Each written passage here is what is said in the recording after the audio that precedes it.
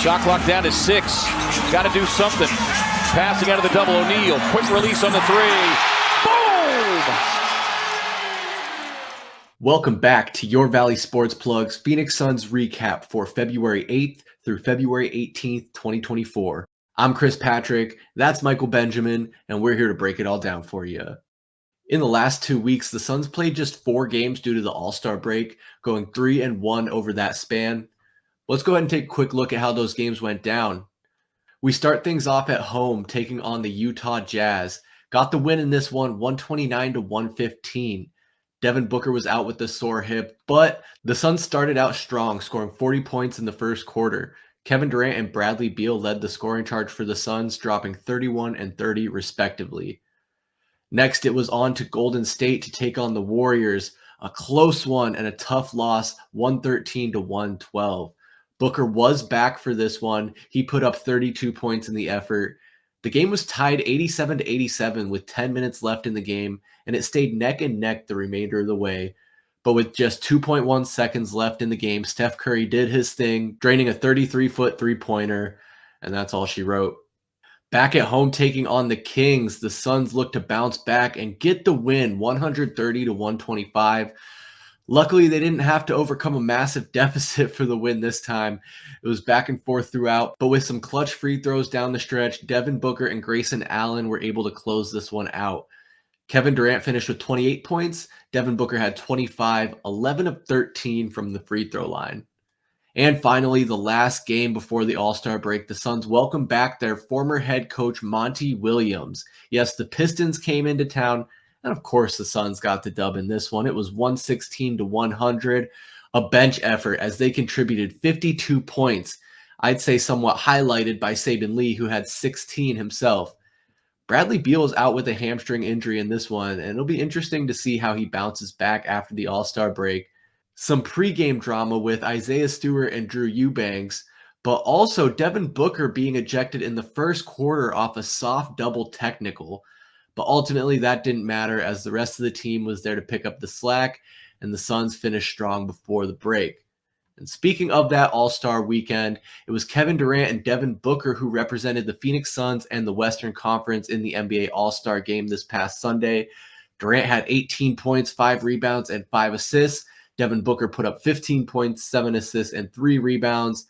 But ultimately, the East came out victorious, a ridiculous 211-186.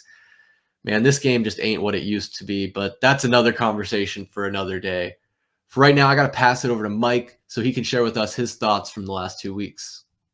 First and foremost, Suns fans, we should be pretty impressed with the way that the Suns finished these 4 games before going into the All-Star break. You just got to look straight off with that Jazz game. They didn't fall asleep, and they handled business with Book out in that one.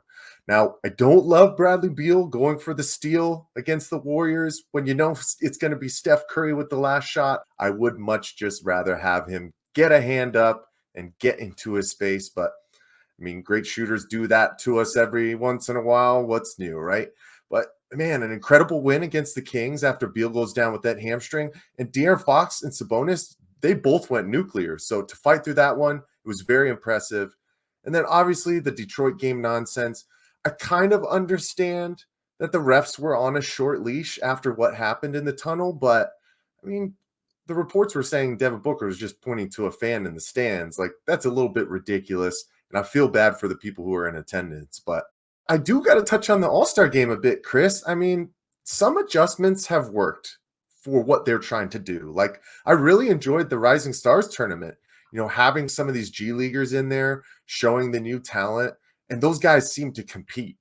But the All-Star Saturday still needs to be revamped. It's just kind of lazy, lackadaisical. I do like the wrinkle of throwing in Steph versus Sabrina, but that can only get you so far.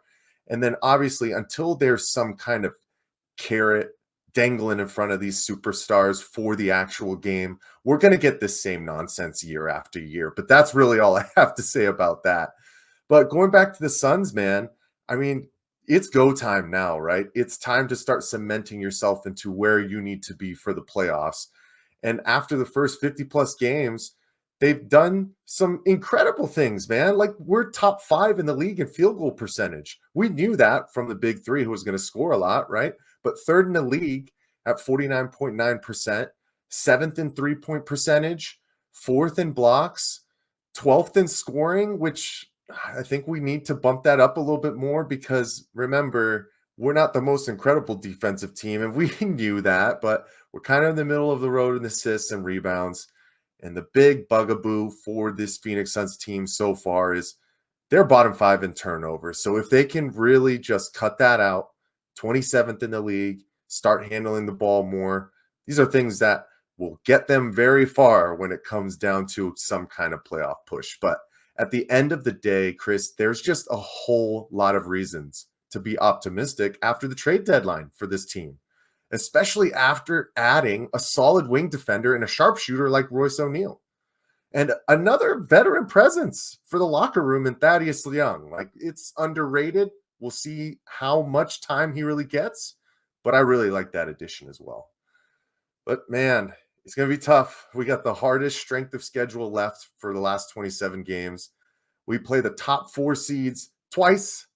So hopefully everybody got their rest and recuperated, and they're ready to come out swinging because we got Houston 3 out of the next 5 and some heavy hitters at the end of the upcoming 2 weeks. Mike, I like what I'm seeing, and there's really a lot to like right now. I mean, it seems like even with Beal and Booker being out of the lineup at times, we're still able to get it done. Kevin Durant has been one of the biggest factors in this team's success recently. I mean, since January 1st, he's averaging 26 points, 7 rebounds, and 5 assists a game. How could you not put him in the MVP conversation? Now, I know there are plenty of other players putting up big numbers, but when it comes to most valuable player for a team, I think right now, as much as we love Devin Booker, Kevin Durant might be the Suns' most valuable player. I do like Matt Ishbia staying aggressive. He's also been pretty valuable for the Suns. I mean, just with the creation of this team, understanding that the window is short and the urgency to make the push and go all in for a championship right now.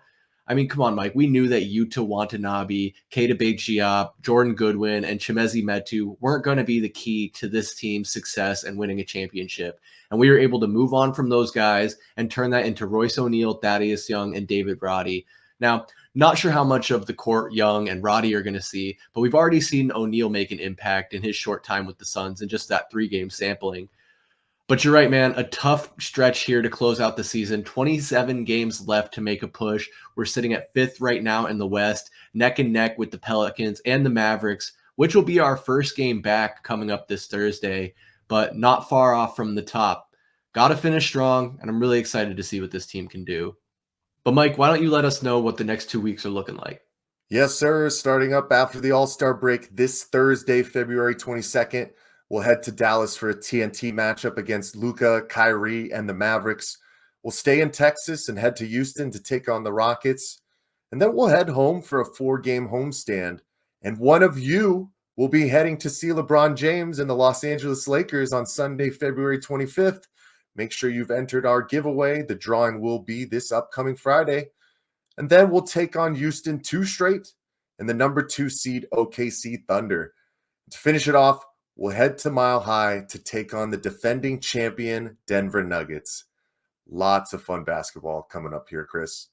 Suns fans, we're going to keep bringing you a recap of the Phoenix Suns every 2 weeks for the remainder of this season. So make sure you subscribe right here on YouTube and set those notifications so that you can stay up to date with all the Valley Sports and Phoenix Suns action. For Michael Benjamin, I'm Chris Patrick. We'll see you next time. Peace.